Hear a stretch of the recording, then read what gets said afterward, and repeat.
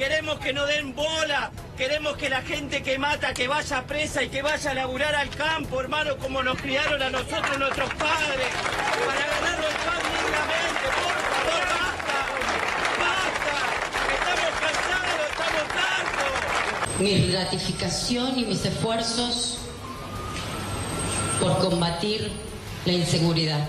Pero además, como ratifico esto, también quiero decir que esta no es una responsabilidad de los municipios ni de los intendentes. La seguridad es responsabilidad por ley y por constitución de la provincia de Buenos Aires o de las provincias. Una cosa es la actitud demagógica y irresponsable de quienes quebraron el sistema energético y el sistema económico en nuestro país, como la expresidenta, y no nos sorprende, digamos, que tenga posturas demagógicas porque sabemos que no está en una actitud constructiva. En cambio, las posturas y las discusiones que tenemos dentro de Cambiemos entran dentro de otro contexto de responsabilidad y de diálogo, donde hay observaciones puntuales, como el caso de la doctora Carrió, que planteó cuestiones vinculadas a las empresas, vinculadas al control.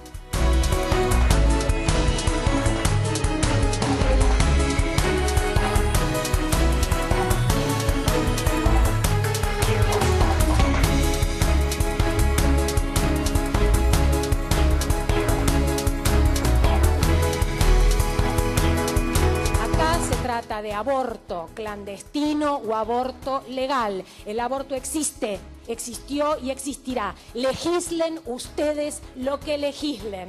Todos los bancarios, como tantas veces en la historia, le decimos no al poder establecido, al que quiere pagarnos un aumento de un 7% en el primer semestre, cuando la inflación ya la consumió en el mes de marzo. Obviamente esta situación amerita de que hagamos medidas de autodefensa, que salgamos a decir esto no lo vamos a tolerar. Por eso estamos haciendo esta medida de fuerza, que obviamente tiene una modalidad para tratar de afectar lo menos posible a los usuarios.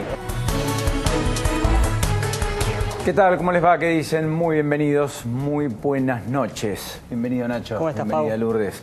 Hola, Pau, ¿cómo va eso? Calorcito en esta noche de hoy, casi 24 grados va a llegar la temperatura, 83 de humedad, pero parece, recién escuché al servicio meteorológico, ¿Qué dice? se adelantan las tormentas. Por ahí mañana a la noche vamos a tener alguna que otra precipitación, además del jueves y el viernes como estaba previsto. O sea que se adelantaría, pero se mantiene jueves y viernes con lluvia y ese domingo Dios proveerá, digamos. También. Bueno, veremos. Siempre que llovió paró, qué sé yo, lo importante. Hace falta mucha sequía, cuantiosas pérdidas para el sector agropecuario. Hoy hubo una reunión de la mesa de enlace con Echeverri, el ministro de Agroindustria, y allí pasaron revista un poco a qué hacer frente a la sequía que va a reportar una merma en la cosecha de soja de más del 30%, una caída en los ingresos exportables de la Argentina muy importante, teniendo en cuenta que además la soja es uno de cada $4 entre la soja como tal y sus derivados del total de exportaciones que tiene la Argentina, digamos. Con lo cual, efectivamente, el impacto no es menor, en particular en la zona núcleo, donde al mismo tiempo se va a resentir el nivel de actividad económica, que es uno de los motores que empujó la economía el año pasado. Bueno, de hecho, por eso el Fondo Monetario Internacional hoy dijo que la Argentina este año crece el 2%, y además barrió con la meta del fondo, que después el gobierno se encargó de ratificar a través de Marcos Peña y otros, diciendo que la inflación este año va a estar arriba del 19%, cuando la mayoría de los analistas acá le ponen un piso casi del 20%. Sí, Marcos Peña ratificó la meta, pero hay que decir una cosita. Dejó o deslizó que era el horizonte, vamos a trabajar para llegar a esa meta. Ya es casi una expresión de deseo, lo cual marca que no hay tanto optimismo como hacía 2 meses cuando veíamos el mismo escenario inflacionario, el mismo rebrote de la inflación, y el gobierno seguía y ratificaba que no iba a pasar más del 15%. La verdad que uno empieza a preguntarse qué va a pasar con las paritarias, ¿no? A este punto. Hubo muchas paritarias que ya cerraron. ¿Cómo será la rediscusión a mitad de año o más allá de mitad de año, ¿no? Por la discusión de paritarias, mañana sigue el paro bancario. Por la discusión de paritarias no zanjada, pese a la impronta de un aumento del 18,5%, la UOM, la Unión Obrera Metalúrgica, mañana anunciaría un paro de 24 horas en el Congreso que va a presidir Caló, que ya anticipó esto en Mar del Plata. Por la cuestión paritaria sigue el conflicto docente en la provincia de Neuquén. No está cerrado en la provincia de Buenos Aires, ni mucho menos, no. Y hay nueva reunión el próximo viernes. Y en este contexto que vos describís de una inflación que efectivamente ni siquiera el gobierno esperaba y el propio gobierno reconoce que fue más alta de lo inicialmente establecido y de la pretensión, hoy hubo 3 novedades que yo creo son claves. La primera es que en Santa Fe, cuando se volvieron a reunir con los docentes, la administración Lifshitz reconoce que el aumento es mayor al que también habían planificado y por lo tanto modifica la propuesta de aumento que ya era mucho más alta que el 15 techo, claro, que era del 18 con cláusula gatillo. A partir de agosto, 9% desde el 1 de marzo retroactivo, 9% adicional en agosto. 18 punta a punta, docentes Santa Fe. ¿Qué les dijo hoy el gobierno de la provincia a los docentes en la mesa paritaria, en la negociación? Si en mayo la inflación supera el 9, la cláusula gatillo se activa en mayo. Se adelanta parte del aumento. Claro. En La Plata, hoy, Garro logró cerrar, el intendente de la ciudad de Las Diagonales, donde Cambiemos mañana tiene una previa de un foro de intendentes que va a concluir en Olavarría, presidido por Jorge Macri, para limar asperezas con los radicales, etc. Bueno, Julio Garro terminó pactando, acordando, etc., un 15% de aumento. Pero lo hizo prácticamente de una vez. O sea, anticipó todo el aumento. Claro. No en partes. Te pago todo de una. Casi. Hay 2 tramos, pero el segundo tramo es corto. Y fíjate el acuerdo que hace Arroyo hoy en Mar del Plata, que firma el intendente de Mar del Plata, tal vez el menos querido por la gobernadora. Sí, el menos querido. 12%. Ahora, el acuerdo es por el primer semestre. 12% primer semestre. Primer semestre, wow. 7% a partir del 1 de abril, 5% restante a partir del 1 de julio. Y en julio se vuelven a sentar. ¿Se entiende? Sí. O sea, algunas cosas cambiaron. El número mágico del 15 tope, evidentemente, se fumó. Sí. Casi con la dinámica propia de la inflación del primer trimestre. ¿Qué pasa con los que firmaron el 12, no? Van a pedir la aplicación de la cláusula gatillo o la reapertura de paritarias a mitad de año, tal vez antes que octubre, digamos. Sí, un escenario distinto al que se imaginaba el gobierno. El gobierno se imaginaba en septiembre, octubre, ya empezar a hablar de otro escenario mirando a la elección.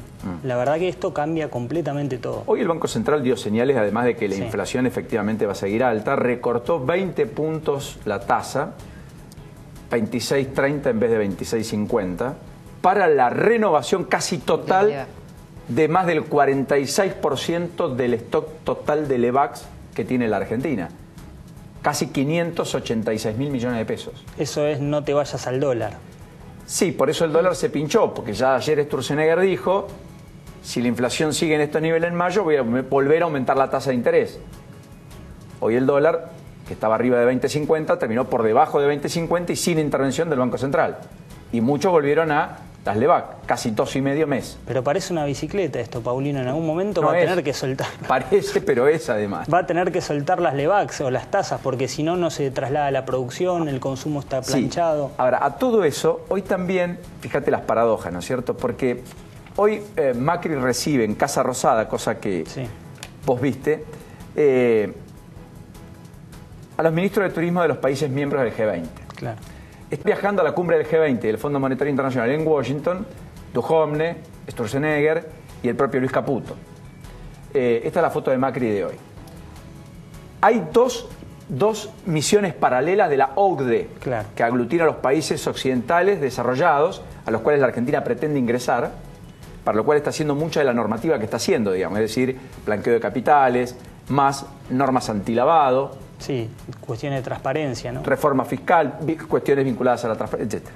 Pero lo cierto es que en estas misiones se remarca que el impulso de la economía del año pasado estuvo dado por el crecimiento de la inversión.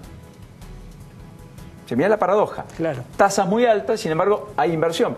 ¿Qué te dicen en el mercado? Bueno, que el que puede ir a buscar dólares afuera está consiguiendo financiamiento, como el gobierno, a baja tasa, y los que miran el mediano y largo plazo, 10, 15, 20, 30 años, no están en la coyuntura. Ahora, el PYME, que está tomando la decisión de tomar un empleado más o menos, de ampliar su capacidad instalada para mañana casi, o de hacer un desembolso de dinero constante y sonante, con plata que le pueda eventualmente prestar el banco a tasas arriba del 30, obviamente hoy está parado. Es, digamos, permitime hacer una comparación, es una especie de corralito encubierto esto. Porque suena fuerte, pero... Porque si soltás las Levax, se te va el dólar a las nubes, con lo cual estás reconociendo que tenés que devaluar. bueno, lo que pasa es que la mayoría dice que estamos frente a un atraso cambiario que el gobierno frena o sostiene para que no vaya a precio, porque si el dólar va a 24, ¿qué tenés? Inflación del 25. Entonces, te das cuenta que es más complejo. Entonces, ¿en no qué lo se vamos ha a resolver ni trabajado vos, ni yo, ni Luz. Pero ¿en qué se ha trabajado en la inflación? La verdad que uno ya empieza a mirar cierto desconcierto dentro del gabinete económico, ¿no? Me parece que hay muchas cabezas que piensan muy distinto cada una y no hay una cohesión. La coordinación famosa del gabinete me parece que no está. Bueno, en cualquiera de los casos es demostrativo. La mayoría también te dice que como los precios regulados van a aumentar menos a partir del mes de mayo, la tendencia debería marcar que el segundo semestre implique una inflación bastante menor, muy menor a la que tenés hoy. Ahora, ¿cuánto menor puede ser como para llegar a una meta de, ya no el 15, el 18, el 19 y no 20, 24 como el año pasado, que ya era alta? Muy alta. La Argentina está en el 8º lugar del ranking de países en el mundo con mayor inflación, que dio a conocer el fondo hoy, sin ir más lejos. Y en la región, salvo Venezuela, nadie tiene ni remotamente la inflación de la Argentina. Ni parecido, digamos, ni por asomo, ni Uruguay, ni Chile, ni Bolivia, Perú, Colombia. Bueno, a todo esto repuntó un poquito la bolsa, el Merval, y en Wall Street volaron las acciones. ¿Sabes? Entre otras cosas, ¿por qué? Mira, es un dato muy curioso, pero Netflix ayer confirmó que sumó en el transcurso de los últimos 3 meses más de 8 millones de usuarios. Y que ya tiene a esta altura muchos más usuarios de los que había pensado. Y de hecho le daban una perspectiva, un crecimiento de 6 millones de usuarios. Bueno, volaron las acciones, subieron más del 6%. Las de la alta tecnología y los bancos subieron fuertemente. En Wall Street y también aquí en la Argentina, las energéticas, con la ratificación del gobierno de que no retrotrae aumentos. Y efectivamente los bancos, porque no andan mal de dividendos, pese a que están ganando algo menos que lo que ganaron el año pasado, y esa la excusan las cámaras para no aumentar más del 15% a los bancarios. Bueno, novedades judiciales, hoy vamos a contar particularmente un detalle que no vas a encontrar en prácticamente en ningún lado, ¿verdad? No, diría casi en ningún lado. No sé si en ningún lado. Bueno, acá en La Lupa sí. Tiene que ver con una indagatoria. Fue uno de los empresarios más importantes de la Argentina hoy y compareció ante el juez Sebastián Ramos. Así es. Estuvo 5 minutos, mucho, vamos a decir. Entró, presentó un escrito, dijo, yo no voy a responder preguntas. Todo se va a remitir a mi escrito. Dejó un escrito y se retiró.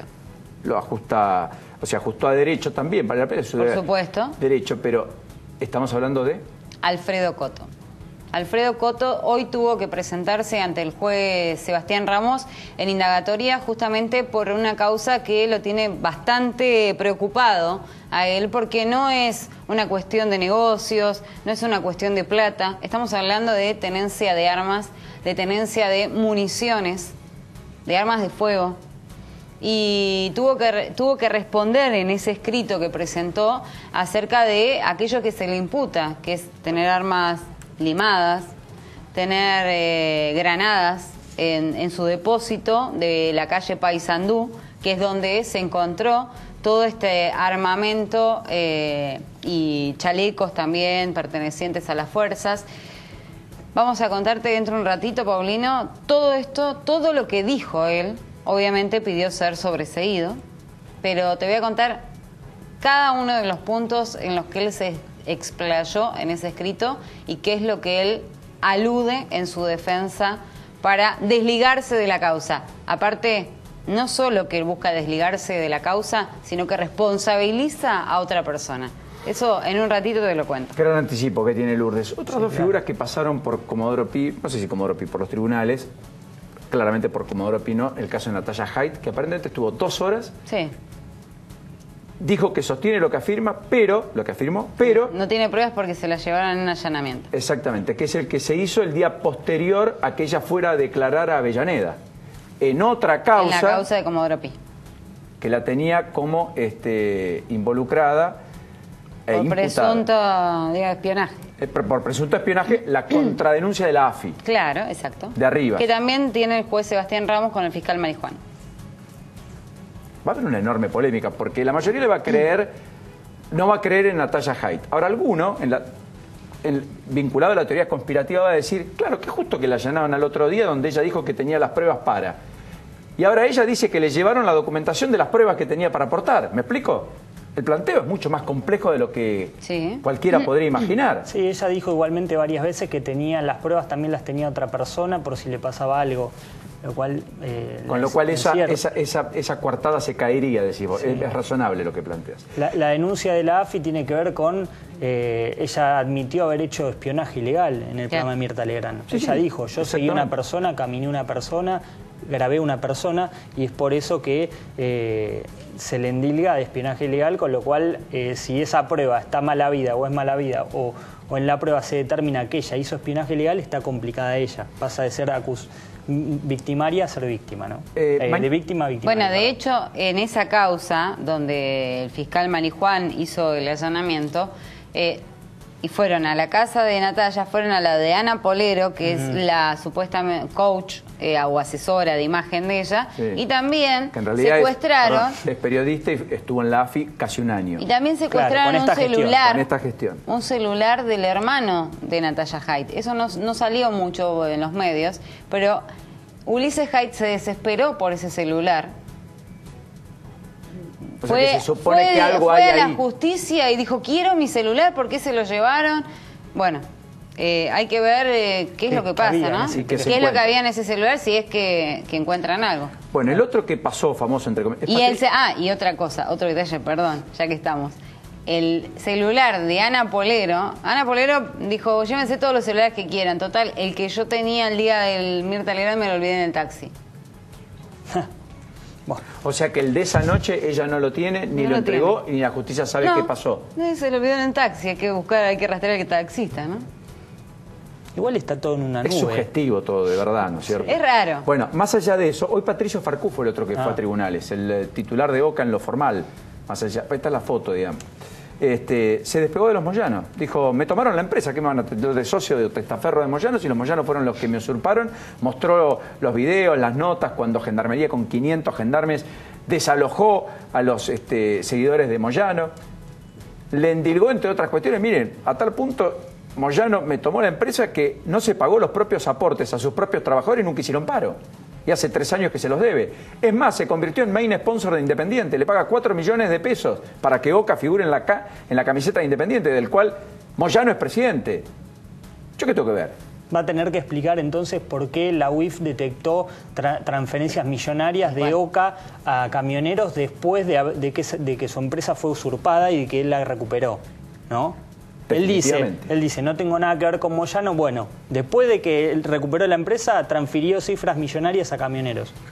Venite, Pau, que quiero preguntarte 2 o 3 cosas antes de meterme de lleno en el diálogo con Lucía de Ponti y Marcela Paso, 2 diputadas nacionales, una del Peronismo para la Victoria, la otra diputada nacional del Frente Renovador. En un ratito vamos a compartir con ellos toda la dinámica de la discusión política. Viene un super miércoles legislativo en la Argentina porque hay sesiones en el Senado, pero también habría número, dijeron por lo bajo antes del programa, y bajito, digamos, además, habría número para sesionar en la sesión especial pedida por la oposición para decretar la emergencia en materia tarifaria. Atenti, porque ahí se abroquelaría toda la oposición. Y luego está la sesión ordinaria, después de las 12 del mediodía. O sea, el miércoles que tenemos por delante, vamos a tener algún anticipo, me da la impresión muy jugoso acá, más allá de lo que pasó hoy a propósito de la tercera jornada en la discusión respecto a la despenalización del aborto, con una comisión que efectivamente tenía más legisladores que la semana pasada. Pero te quiero preguntar, ¿los premios MTV son hoy o son...? No, comienza a partir de hoy para que todo el mundo pueda votar a través de la página de MTV Miau. Son otros premios, distintos a los que uno conoce de películas y de música. Estos son unos nuevos premios, en realidad nacieron hace pocos años, pero claro, ahora con el mundo digital y todo lo que pasa con los youtubers, que pasa con la gente que trabaja, digamos, que hace todo a través del Instagram o del Twitter, comenzaron la entrega de estos premios donde convocan a gente del mundo entero. Y la Argentina tiene un lugar muy especial, hay muchos youtubers reconocidos, como también el crack de Messi puede ser parte de todo esto, y no porque él sea youtuber, sino porque dentro de las nominaciones están los cracks del fútbol, y entre ellos está Messi, está Ronaldinho, bueno, un montón. Es una especie rara. Es una especie rara de los premios que solamente abrió la MTV latinoamericana para los países de Latinoamérica. ¿Por qué? Porque la movida de toda la cantidad de youtubers y todo lo que pasa en el mundo digital está en Latinoamérica. Hay una adicción podríamos llamarlo, a estar constantemente mostrando videos a través de las redes sociales o mostrando toda la vida de uno o de estos personajes que se crearon a través de este medio por Instagram o por Twitter. Lo que para nosotros parece recontra habitual, en el mundo no lo es, en algunos países particularmente. No, en Europa no es tanto. En España sí, por ejemplo. En España muchos de los youtubers de acá... No, por aquellos países no. Igualmente lo hizo la MTV acá, nada más. Todavía no sé si va a lanzar uno por allá. La Casa de Papel es la serie más bueno, de los datos que vos diste en Netflix, ¿sabes? Esa cantidad que dijiste que ganó de millones en sus 3 primeros meses tiene que ver con La Casa de Papel, sobre esta serie. El 63% de las ganancias en estos 3 primeros meses se lo dio esa serie.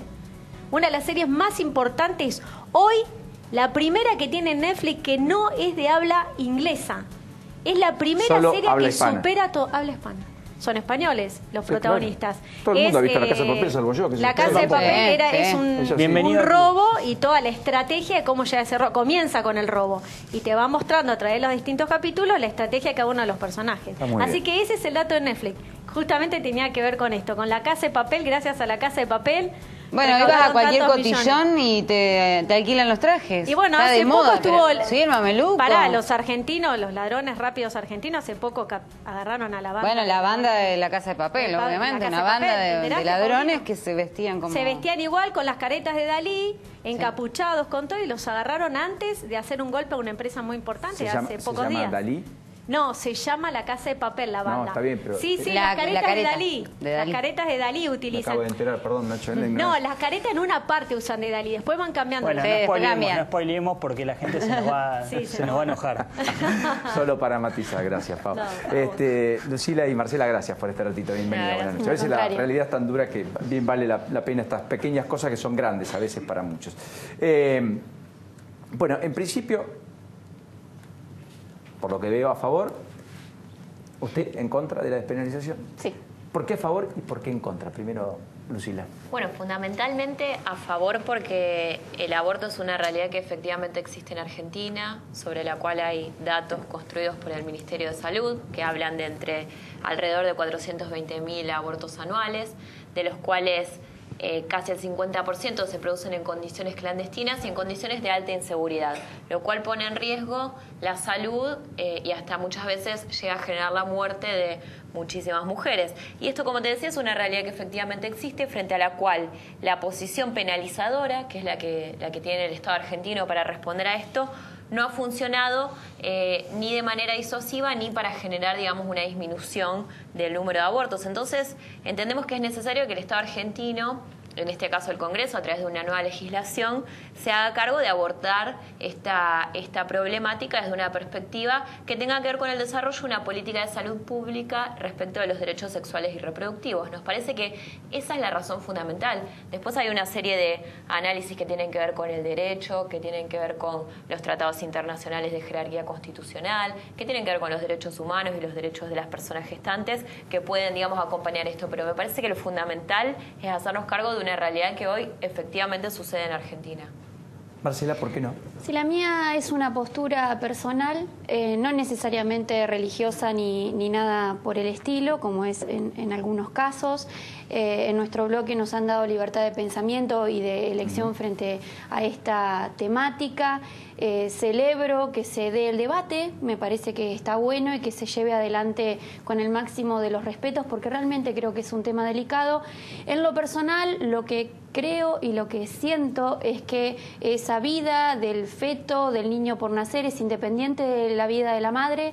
Lo veo de una manera totalmente independiente y no lo puedo visualizar de otra forma. Es por eso es que comprendo y respeto todos los argumentos de quienes hoy se encuentran a favor de esta iniciativa, así que bueno, me parece bueno que se dé el debate, que se lleve adelante con el máximo de los respetos y que todas las posturas sean respetadas. Gracias por la primera definición, que no vamos a resolver acá, por algo empezó el debate y va a concluir allá por el mes de junio. Esperemos no en medio del Mundial, digamos, ojalá sea antes para que haya un atractivo particularmente puesto en estas cosas. ¿Mañana hay sesión especial, en serio?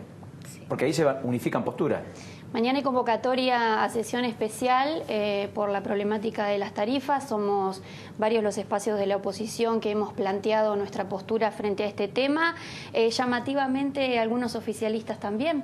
como es el caso de la doctora Carrió y de la UCR, que han manifestado supuestamente en estos días estar en contra de los tarifazos, lo cual a mí personalmente me parece llamativo.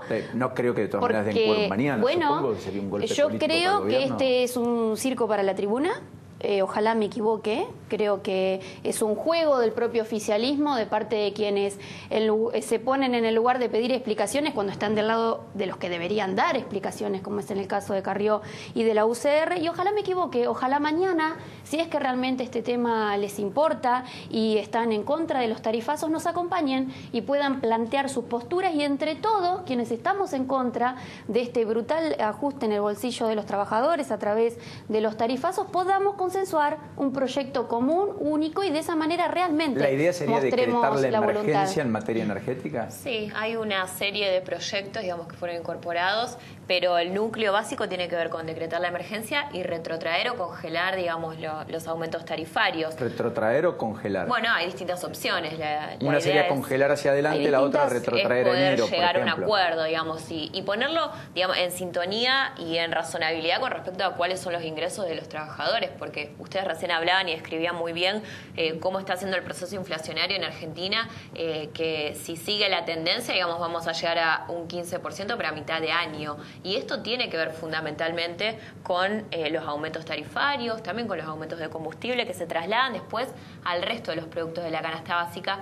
Y que esto no es algo menor porque cuando hablamos, digamos, de estas mediciones y que lo que empuja la inflación son los alimentos fundamentalmente, estamos manifestando una realidad de empobrecimiento de nuestra población, que sus ingresos, digamos, no se actualizan de la misma manera que los productos de la canasta básica, que las tarifas de servicios públicos, y por lo tanto no pueden garantizar condiciones mínimas de vida. Y esto creo que es lo que genera que la oposición, que tenemos muchas divergencias en otros temas y que por ahí es tan difícil ponerse de acuerdo cuando las discusiones transitan solo por lo puramente político partidario, cuando tiene que ver con la agenda que nos marca la sociedad, o sea, hay en la una clara oposición coincidencia. a Macri respecto a las tarifas están unidos al menos por el espanto, no importa por qué, pero por esa decisión negativa. Y porque es un no problema solamente, grave. sino porque además lo hemos materializado en los distintos proyectos que venimos presentando, no solamente desde ahora, sino desde hace mucho tiempo. Para nosotros fue parte de uno de los ejes de nuestra campaña política el año pasado, el tema de los tarifazos, porque esto no es de este año, viene de arrastre estos 2 años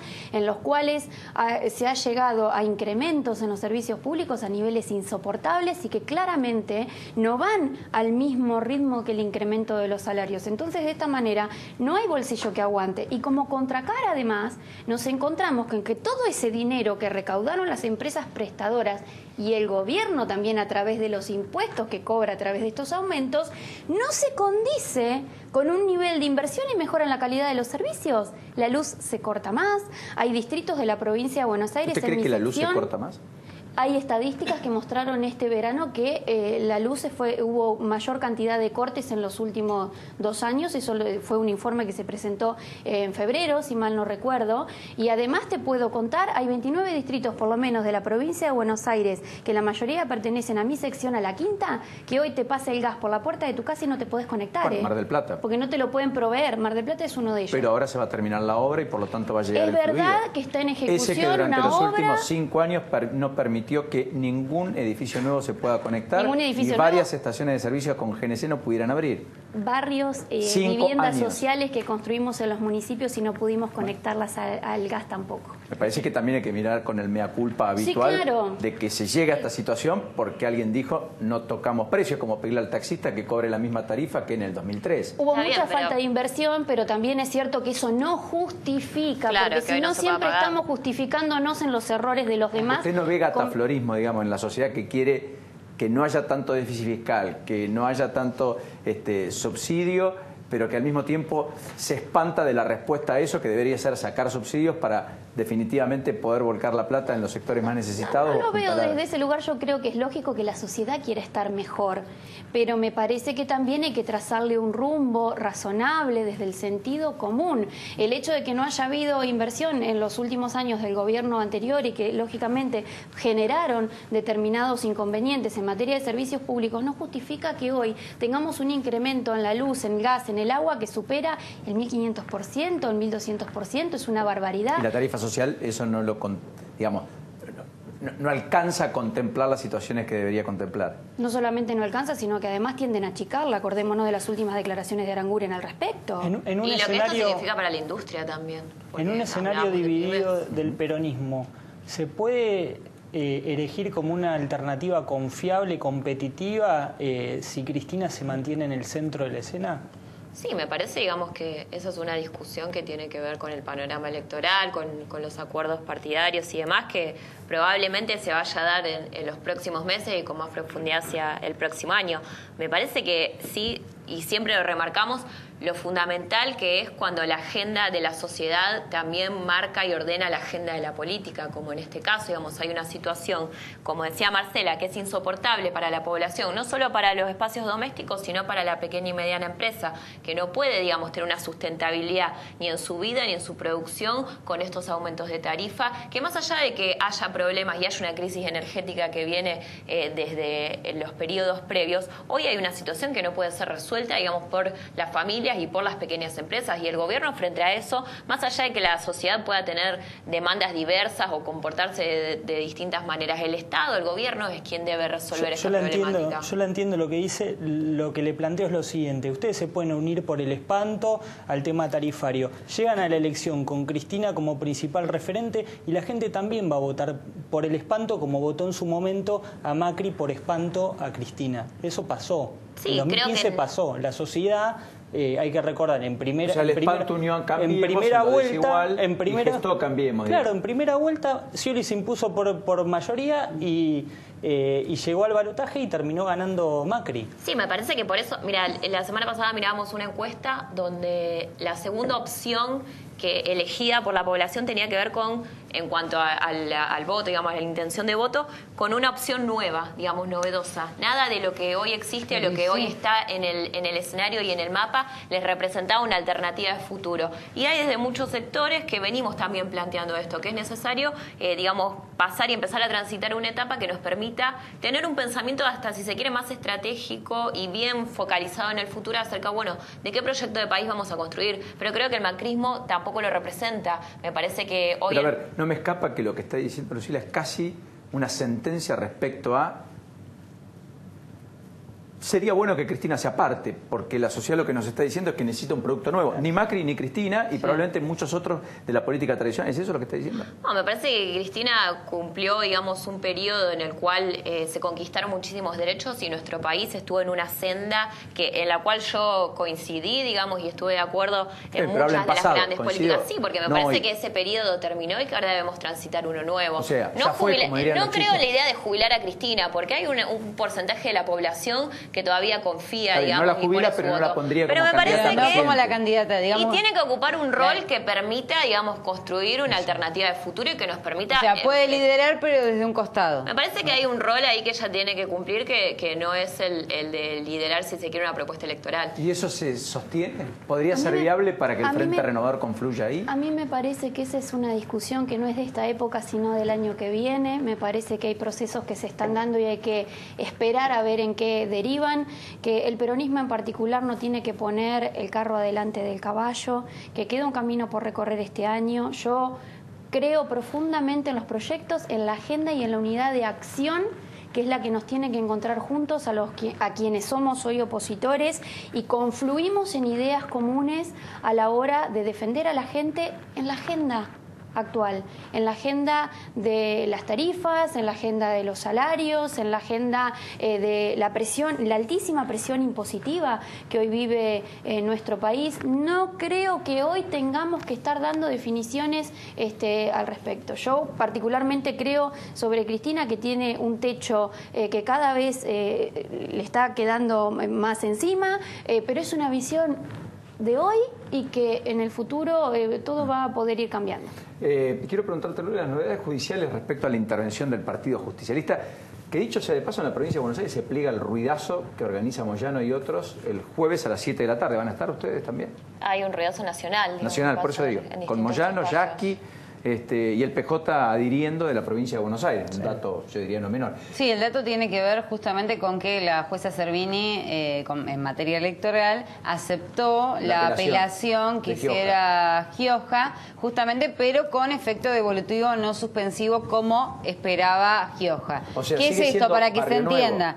Sigue estando, cuando hablamos de efecto devolutivo, quiere decir que una vez que, si cambia la sentencia, digamos, recién ahí dejaría haber intervención y dejaría de estar Barrio Nuevo. Como es, digamos... No, por eso, dejó, para hacerlo, ¿dejó a Barrio Nuevo? Lo dejó Barrio Nuevo, sigue la intervención... Y la Cámara se tiene que expedir. Definen los doctores de Alavía y Corcuera por la Cámara Electoral. Dijeron, Alavía dijo por lo pronto que lo van a evaluar muy sesuda y responsablemente. Y sí.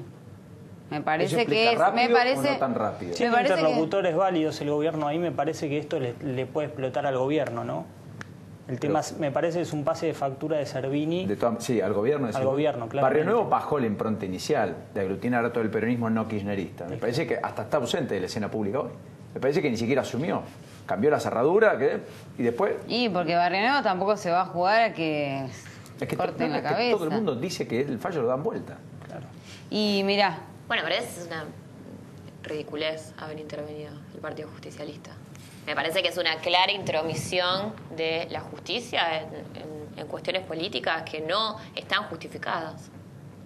Hablando de ruidazos, a mí me interesa más el ruidazo que creo que está convocado para el día de mañana por el tema de las tarifas, antes que una cuestión de discusión de sellos que no me parece relevante en el marco de lo que te estaba diciendo recién. Hay que preocuparse y ocuparse seriamente de los temas que hoy afectan en la cotidianidad a la gente, porque realmente le está pasando muy mal.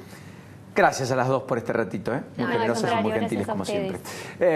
Ya está aquí Eugenio Semino, en un ratito nos metemos de lleno en el tema tercera edad, la canasta de alimentos para los, yo diría casi más golpeados, efectivamente, porque sus ingresos están fijos, y si no tienen la ayuda de alguien, como históricamente ocurrió en la Argentina, difícilmente llegan a fin de mes. Muchas veces el medicamento, más si tienen algún lugar en donde alquilan y alquilar, se les consume buena parte de la jubilación.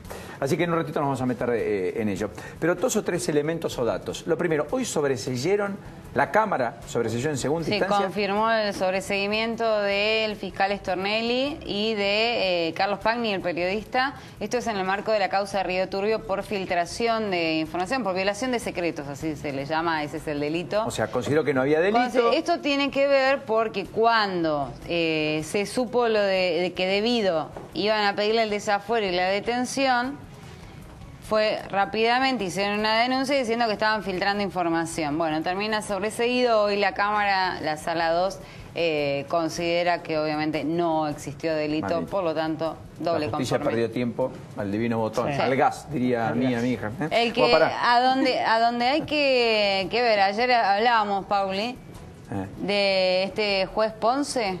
¿Lo denunció alguien? ¿Tonelli? Tonelli, en el Ministerio de en el Consejo de la Magistratura. Por mal desempeño. Por mal desempeño. El juez que apareció alcoholizado con 3 de alcohol en sangre. 6 veces lo permitido. Una locura. Tipo que además le dijo, bueno, borracho, claramente, al oficial de policía, cuando le pregunta, pero la justicia no es igual para todos, doctor, porque él le amenazaba con decir, ¿sabe cuánta gente proceso yo por día? Y dijo, no, querido, no. No te sale bien. Y no, porque... Necesitas algunas copitas de amor. Claro, exactamente, no puedo, a este nivel no puedo. No lo podés imitar. Bueno, Nacho, contame lo de los gestos del gobierno y Lorenzetti. Sí, porque me parece que hoy hubo otra vuelta de tuerca, ¿o no? Otra vuelta de tuerca.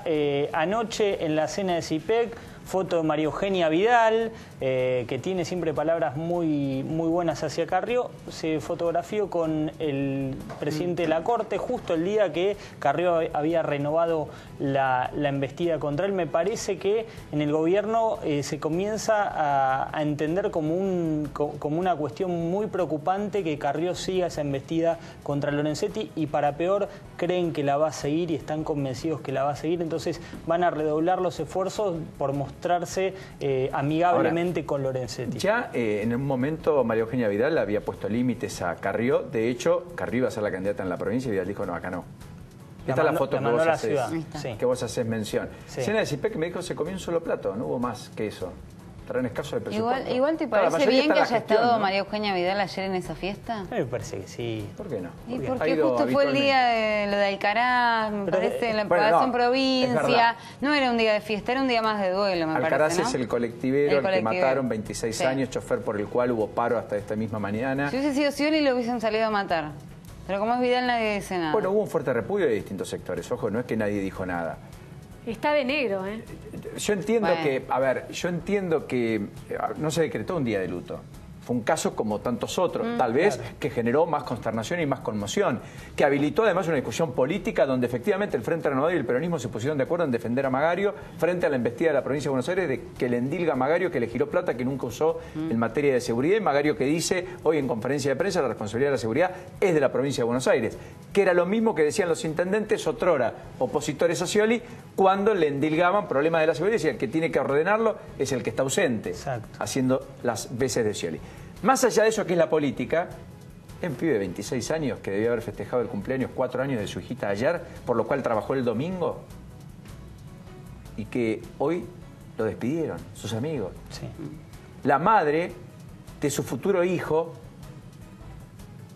va a quedarse a cargo de la crianza de esa chiquita y el hijo que además nunca va a conocer a su papá, salvo en fotos. Sí, y se volvió a reactivar el debate por la baja de la imputabilidad, ¿no? Uno de los que participó en el crimen, los supuestos asesinos, es menor de edad, con lo cual la causa ya pasó al fuero de menores, con lo cual tiene otro tratamiento mucho más leve y es un tipo de 17 años. Digo tipo porque ya no es un nenito. Entonces, la sociedad progresista también se tiene que sacar la careta y empezar a dejar de debatir estupideces, porque como vos decís, hay una familia que no tiene a su padre de familia por culpa de una persona que no tiene que tener un arma y mucho menos no la tiene que usar. Y aparte toda la situación que se genera, porque el de 17 y el de 18, aparentemente el que disparó es el de 18, no se pero sabe acá bien, en este país, pero decís bajar imputabilidad y no metas preso a los nenes. Bueno, discúlpame, acaba de decir uno de los amigos despidiendo a gritos, ¿qué camarita me hablan? ¿Para qué quiero una cámara dentro del colectivo? Quiero que los delincuentes vayan a la cárcel. Sí. Vayan a la cárcel, lo único que tiene que Yo creo que esto reaviva otra vez el debate. Sí, sí, porque además efectivamente, como hay uno de 17 y otro de 18, el de 18, como explicó Nacho, el de 18 ahora va a estar reglado por la norma del de 17. Sí. Estuvieron 7 horas declarando hoy. Exactamente. Y un dato no menor respecto a esta cuestión. Efectivamente, la Argentina, independientemente de si trata o no como un nene, a ver, a los 17 vos podés manejar, votás un presidente, tenés libertad para... Estamos discutiendo una ley para despenalizar el aborto que voluntariamente vayas y pidas, se supone con la conciencia suficiente, que interrumpas un embarazo. Sin embargo, penalmente tiene un tratamiento diferente del de 18. Podés matar a sangre fría a los 17 y no pasa nada. Es que probablemente por eso las bandas estén integradas por un menor, porque cuando participa un menor, todo cambia hacia otro fuero, bueno, que es más benigno. El narcotráfico usa a los nenes, a los soldaditos de 12, porque saben que no los pueden ni siquiera llevar a la comisaría. Y a los 14 ya tiene un régimen penal, por lo tanto aprovechan y en muchos casos luego desechan. Tristemente, hablando del fenómeno del narcotráfico. Sí, lamentablemente. Bueno, nos vamos a ir a la pausa, después nos metemos de lleno en el diálogo con Eugenio Semino. Eugenio, gracias por este ratito. Bienvenido, como siempre. ¿Estamos mejor o estamos peor con el tema jubilado? Igual, pero peor. Bueno. Ah, esa sí que no la tenía. Sí, es buena la definición, es original por lo pronto. Sí, porque en realidad es un problema estructural, viene de muchos años, pero va empeorando la condición permanentemente a la cual es sometido el jubilado y el pensionado. Y está naturalizada esa condición por la sociedad.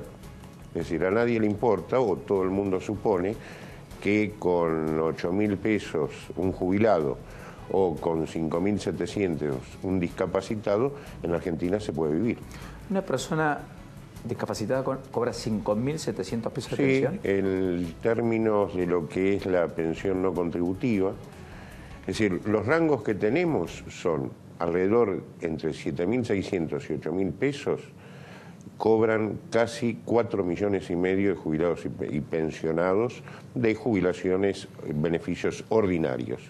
De pensiones no contributivas son aquellas que perciben discapacitados, veteranos de Malvinas, están en el orden de los 5.700 pesos. ¿Y cuántos son? Y son 1.300.000 aproximadamente. O sea que más de 5 millones de beneficiarios de ANSES reciben menos de 8.500 pesos. Es. Y los que reciben un poco más también están muy por debajo de la cobertura de lo que es su canasta de necesidades básicas. Ahora, más allá de eso, ¿tienen otros beneficios por caso? ¿Están exentos de, o sea, tienen tarifa social, tienen medicamentos con altos descuentos, tienen accesibilidad por caso? A muchos lugares no se les cobra a los jubilados, etcétera. ¿Eso no compensa en ningún caso igualmente? Incursionaste en uno de los temas más interesantes y menos tratados por el sistema político argentino, que dialoga hoy temas que parecen como trascendentes para la sociedad, pero estos los desconoce. El Estado argentino, nosotros venimos haciendo una investigación con los pasantes de universidades, gasta en aquellos que menos ganan 4, 5 y hasta 7 veces lo que es ese haber en programas de subsidios que suelen ser ineficientes, ineficaces y que en general no llegan al que más necesita, sino al que más reclama. Ahora, estos programas, que son de los estados municipales, provinciales, nacionales, sostienen gran parte de la estructura política, de funcionamiento político, a la vieja usanza de los punteros, a lo que es empleo público, no apto para generar gestión, sino para establecer una forma de empleo subsidiado. Ahora, de esto no se habla y es uno de los grandes temas que podría volcar esta condición que hoy tiene alguien que llega a 65 años, que se le aplica el rifle sanitario y que la biología le ofrece 20, 25, 30 años más de vida, pero el sistema político institucional lo considera un minusválido socialmente, lo discapacita y lo hace dependiente.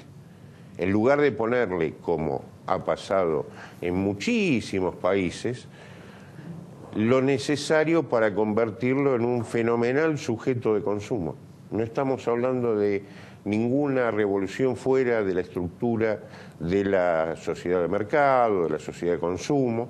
O sea, no es un planteo utópico, eso es lo que me quiere decir, ni tampoco solo teórico, no práctico. Así es. Es decir, el adulto mayor, el que deja su actividad laborativa, puede ser un fenomenal consumidor. Bueno, claro, sí. En Europa se demostró que lo es, en los Países Bajos, en los países nórdicos, en Canadá, en Estados Unidos. Si le ponemos dos condiciones que acá se les niega sistemática e históricamente: salud en el cuerpo y plata en el bolsillo. Tiene disponibilidad de tiempo, no tiene decisión de ahorro. Yo a los 65, 70 años no estoy creándome un futuro para mí como lo podía hacer a los 25, 30 años. Bueno. Es interesante el planteo. Viajan mucho los jubilados. Los grupos de jubilados y van y consumen, aprovechan por supuesto la baja temporada.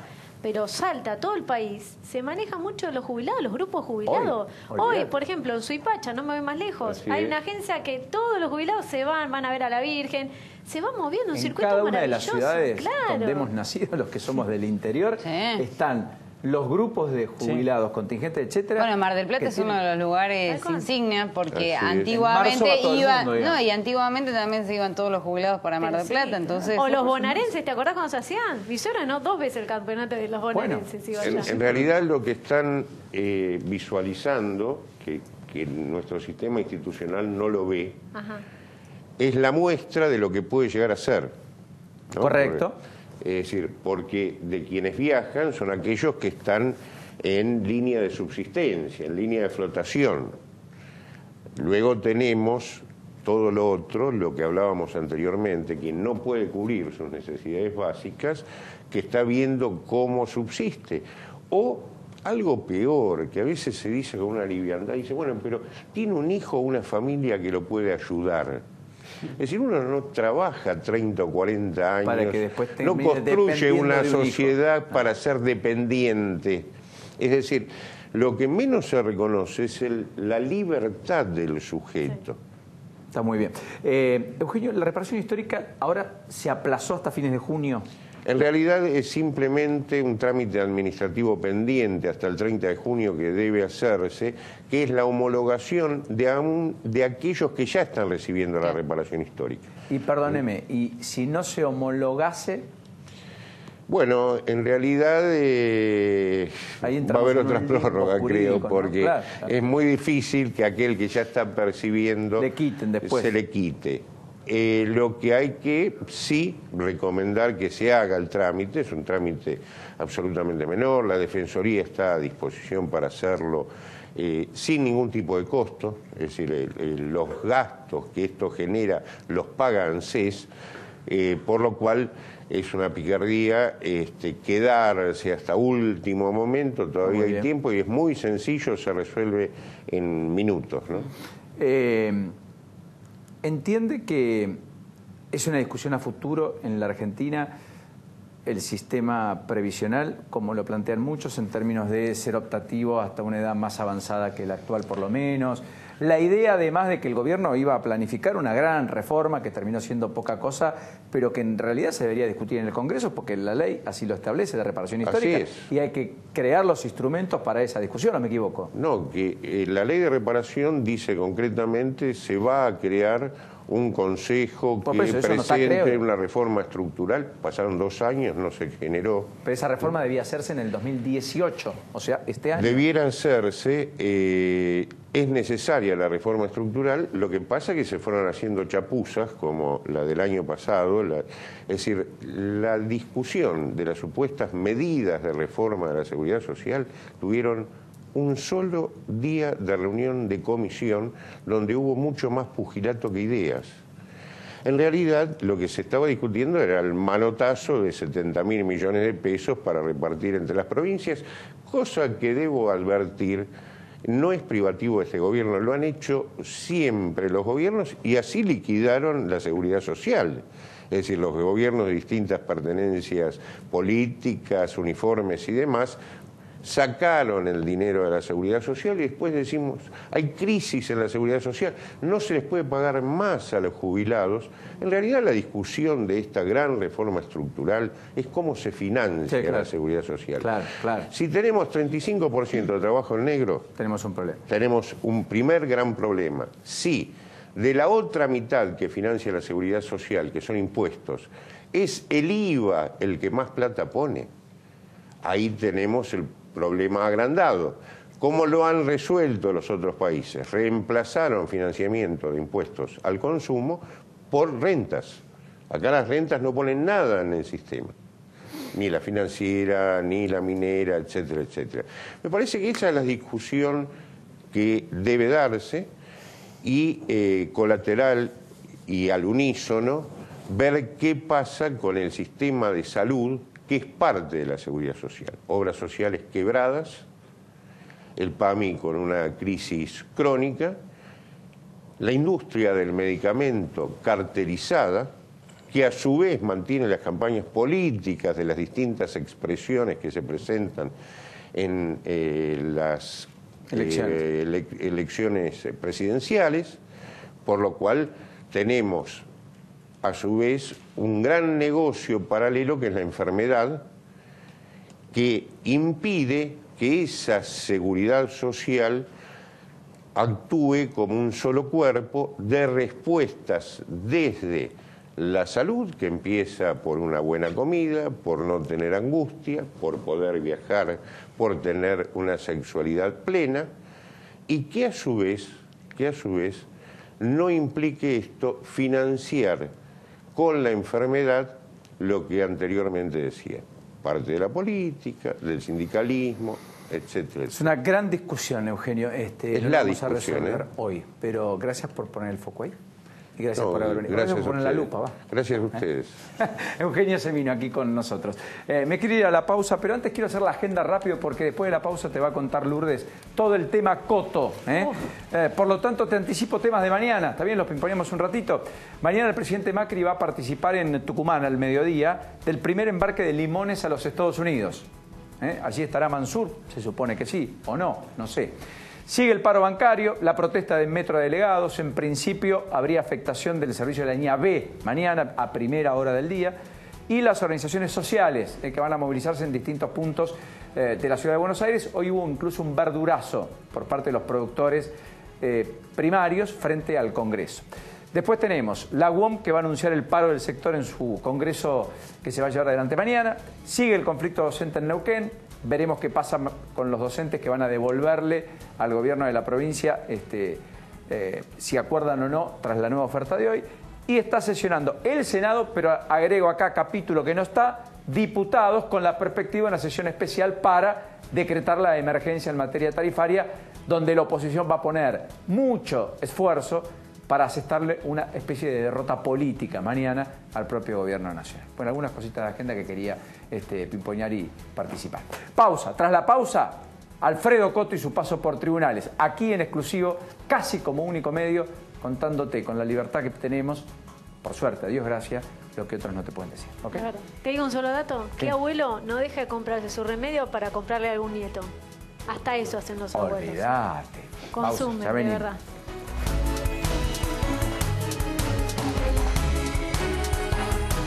Provincia ART. Nuestro trabajo es protegerte en el tuyo. Provincia ART, la aseguradora de riesgos del trabajo del Grupo Provincia.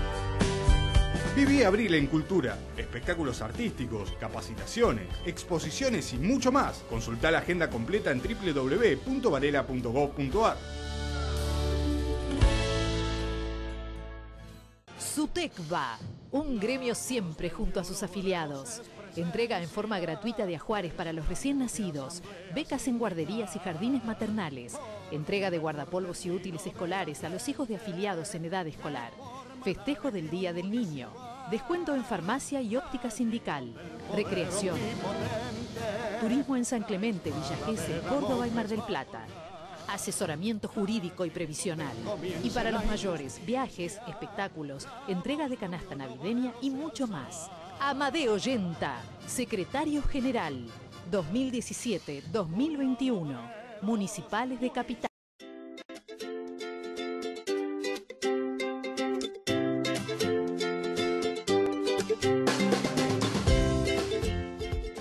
Llegó Icolon, la primera compañía de seguro 100% digital de la Argentina, que vino a transformar la forma de asegurarte. Asegura tu moto de manera rápida. Ingresá a www.icolon.com.ar. Aprovecha la promoción lanzamiento. 25% de descuento durante los primeros 4 meses en el seguro para tu moto. Icolon es marca registrada de Colón, compañía de seguro sociedad anónima. Promoción, ver bases y condiciones en www.icolon.com.ar.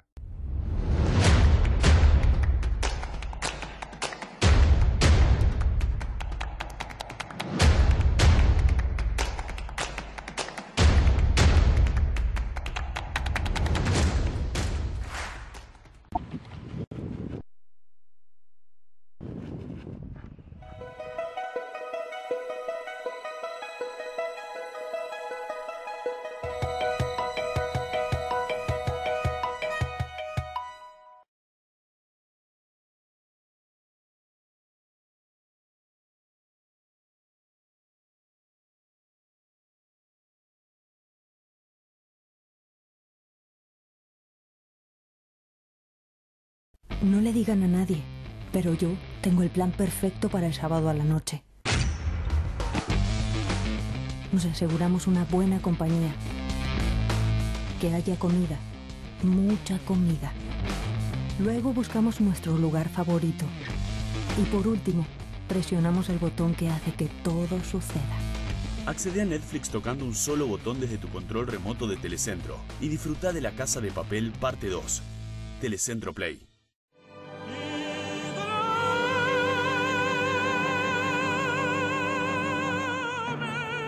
Hidromet, grifería y accesorios de alta calidad.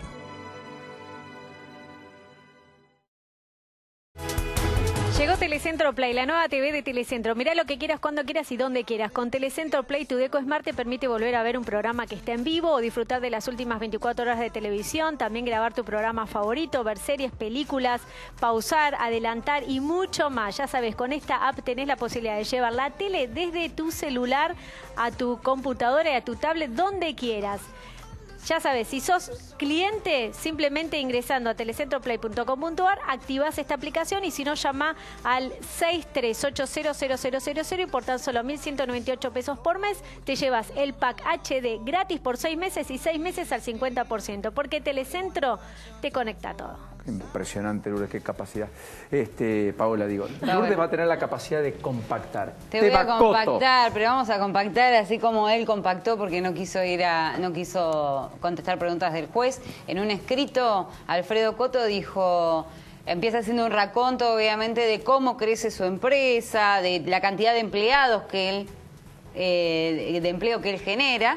Y después dice, Coto es usuario colectivo de armas. Se le venció, bueno, el 1 de diciembre del 2014, pero yo había firmado todos los papeles para que se renueve. No sé qué pasó. Lo cierto es que menciona una persona, Coto, para hacerlo breve, que se llama Búfalo de apellido, el señor Búfalo. Él, todo el escrito menciona al señor Búfalo.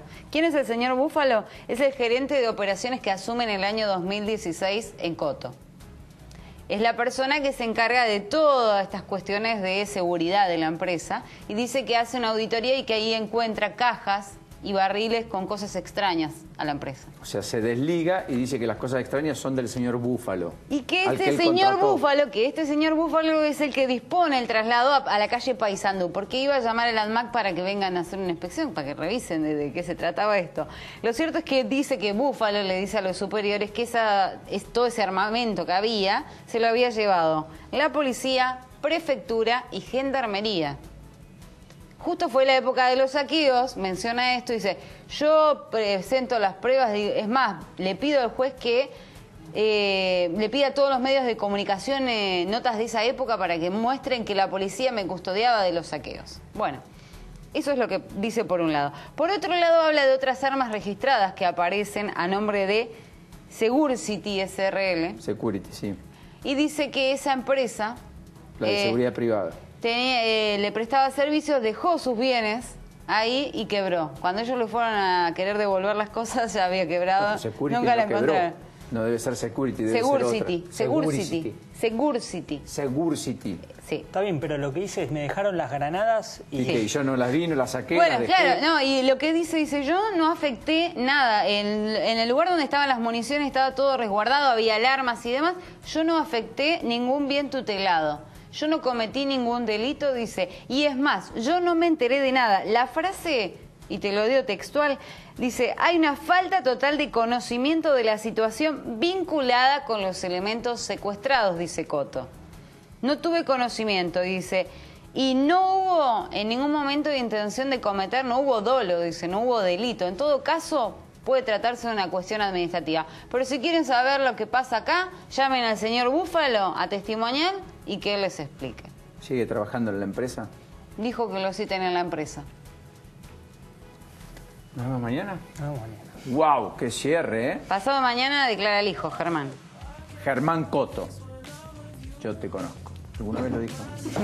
Chao, nos vemos. Hasta mañana. Hasta mañana, Paulino. A las 21 por la luz.